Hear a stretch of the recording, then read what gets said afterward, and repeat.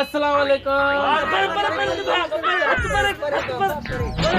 मसलो कड़वा इतना जो धप की अच्छे छा बूथाड़ा खणी बता दो 5 फुट परे परे छा है मसलो कड़वा तो के खबर ना कोरोना वायरस तड़ी मुल्क फैल गई कोरोना वायरस आहे छा बाबा बड़ी बीमारी है तू कोन समझी सके पूरे मुल्क के तबाह करे छो तो के खबर ना कोरोना वायरस कड़ी खतरनाक बीमारी जेंगे वठियो ने मारे छडी ने अरे बाबा मारण वारी जात मुझे रब जी आ यो किरोना धिरोना छा कंदो पाण के अरे यार तोखे धप नथो दे दिसी कोन असा नक को ही बात बंद करे हलू छा भला किरोना या नक में ठोशा आणंदी आ छा अरे चरिया सफ़ा बेवकूफ़ वही माण्हू साह खणंदो आहे न उन खां बीमारी वठनि भला यो ॾियो ख़बर ही बीमारी थी कीअं इन ॻाल्हि जी का तव्हांखे ॼाण आहे या न अदा हीअ बीमारी हराम खाइण सां थींदी आहे चीन में कुता ॿिला गॾ खाइण सां बीमारी थी आहे अच्छा ती हराम खाइण सां बीमारी थी आहे न अरे बाबा तव्हां त हराम कोन खाधो आहे न पोइ तव्हां छो परेशान थिया आहियो ये जेके हराम जानवर खाइंदा ने उन करे ये बीमारी वधी आहे अरे बाबा रुगो जानवर हराम खाइण सां थी आहे जा हर क़िस्म जे हराम खाए वधी आहे बीमारी हर किस्म जो हराम केड़ो हराम चमी छा पियो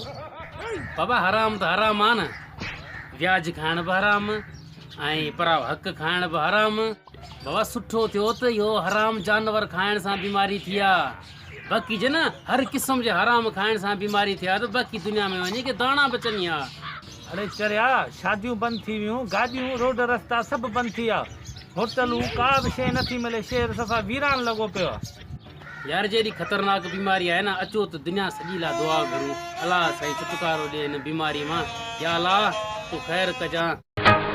भाग्य घड़ी तुझे वसियो साईं भाग्य घड़ी तुझे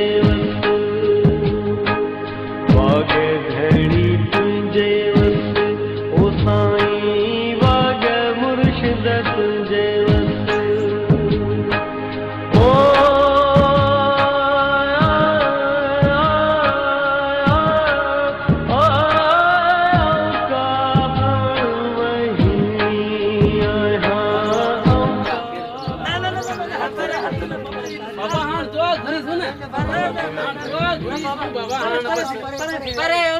ॻाल्हि ॿुधो भला ही ॿुधारा जेके तव्हां पाता आहिनि इहे मिलनि किथां था बाबा पैसनि देवा था